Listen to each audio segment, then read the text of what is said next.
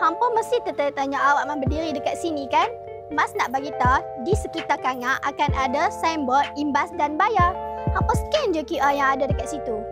Tapi kalau hampa tak erti juga cara nak guna, melalui portal web, imbas kod QR pada papan tanda di kawasan parkir untuk membuat bayaran dalam talian.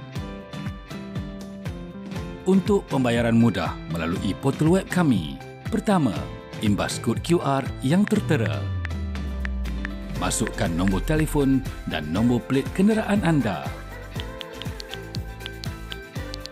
Tekan proceed to payment.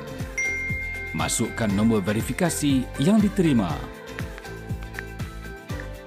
Pilih kaedah pembayaran anda dan tekan bayar.